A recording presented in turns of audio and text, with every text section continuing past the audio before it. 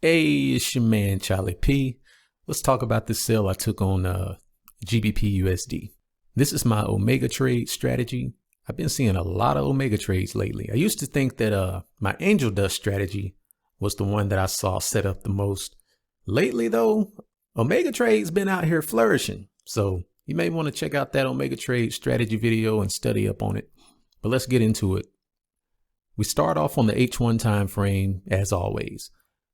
When you're on H1, rule number one for the Omega strategy is that you want price to be consolidating between the 144 and the 50 EMAs. 144 is the purple, the 50 is the gold.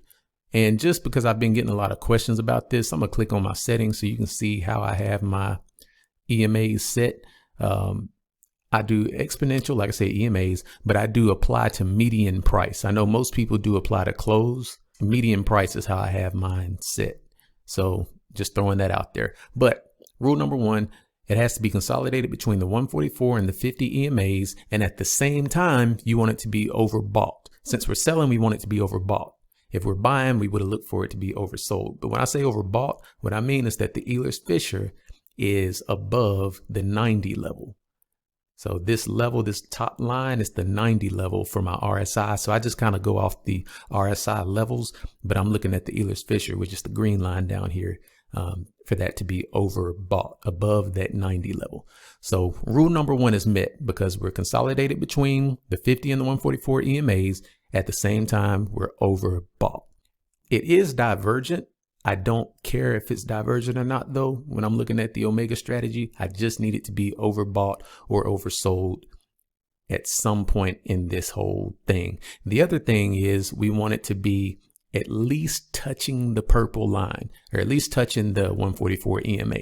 So let's say it would have been consolidating between the 144 and the 50, but it never actually made contact with the 144 EMA up here.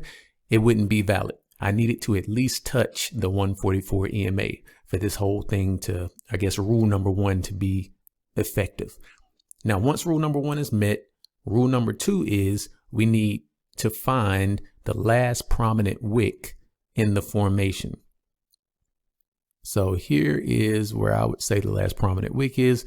The last video I did an Omega trade as well, but I actually went off the body of the candle, which I'm still kind of testing that. But what I know for sure works is that the last prominent wick works. And so what I do to look for the last prominent wick is I just try to find, I guess, a V shape within the formation.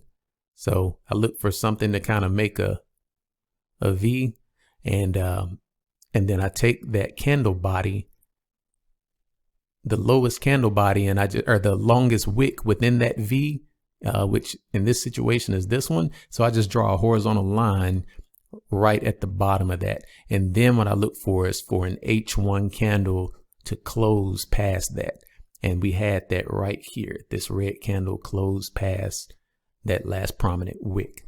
That's rule number two. Look for an H1 candle to close past the last prominent wick. Then we move on to rule number three. Now we're looking for an entry. The way we look for entries, as you know, if you've seen enough of my videos, is after the direction is confirmed, which direction was confirmed once this passed through the last prominent wick. Now we're confirmed selling. It's confirmed that it's going down. You go to the 15-minute chart, and all you do is wait on price to retrace back up to grab the 50 EMA on the 15-minute chart. So again, the 50 EMA is the gold line. So all I did was simply waited for price to come up. When it came up, it grabbed the 50 EMAs and I started taking entries. And I ideally want to take entries above the 50 EMA when I'm selling. I always do the opposite. If I'm selling, I want my entries to be above the 50. If I'm buying, I want my entries to be below the 50 EMA. It just helps with avoiding drawdown. And as you can, like my first trade, the first entry I took was the bottom one. And so at the most we had 6 pips of drawdown on this trade. And then as you see that top trade, I actually didn't have any drawdown on it. I got in when this red candle right here, when it was up here, that's when I hit that one. So I kind of sniped that one perfectly. and had 0 drawdown on that trade. So currently we're up 15K, and what we need to do is just look at a take profit point. I've already got a take profit point set. I'm thinking price may come down to this zone here. That's what I'm looking at to happen. So if that happens, I've got my take profit set just above that zone, because if it comes down there, I just kind of want to make sure my take profit is hit. And so we have potential for a little bit over 40. I think it was like, let me see, 41 or 42 plus 8. So we have potential for about a 50K day if it moves fast enough. But if I got out right now, like I said, we're at 15 going on 16K. That's a great day. I love it. But anyway, we will come back and check on the progress in a few hours.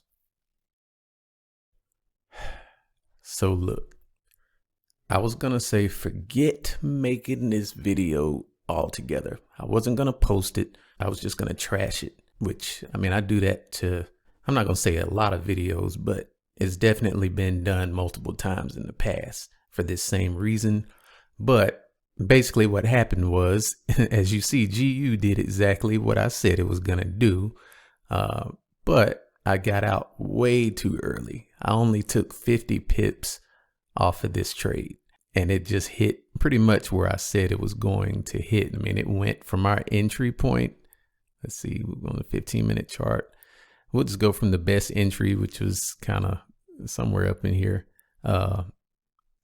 It went 166 pips from our best entry. So as you see, the Omega trade strategy works. My dumb behind got out somewhere like right up in here.